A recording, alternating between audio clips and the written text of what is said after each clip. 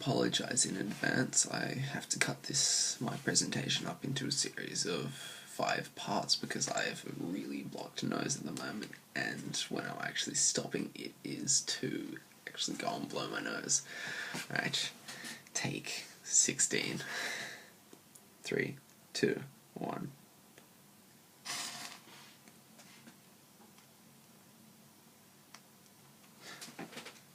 Oh, hello there, and welcome.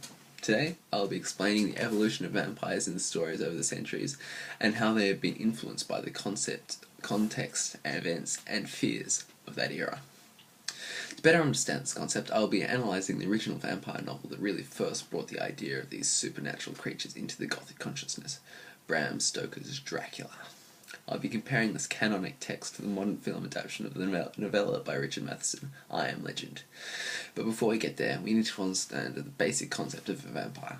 They're a strange, primeval-looking monster portrayed as having unnatural strength, a terrible fear of the light, which will burn their skin on contact, and an unholy need to feed on the blood of the living.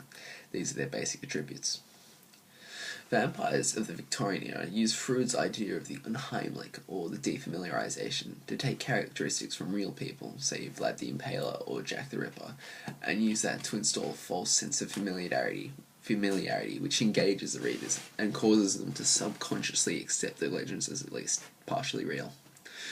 Vampires in literature have always embodied the darkest and most repressed thoughts of our society of the time. So in Dracula, the encounters are almost sexual in nature, and Dracula himself comes from the seemingly dark, unexplored reaches of civilization, which ties into the imperialistic fear of invasion from the savage East, perpetuated by Dracula's infiltration of Britain, something akin to a parasite leaping to a new host.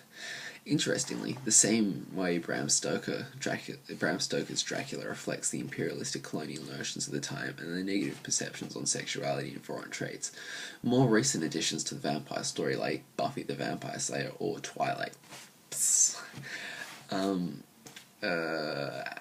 with more modern multiculturalist ideas, have helped shape and have been shaped by our attraction to the newly exotic and mysterious.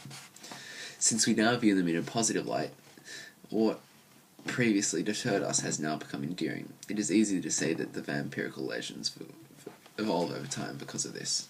End of part 1.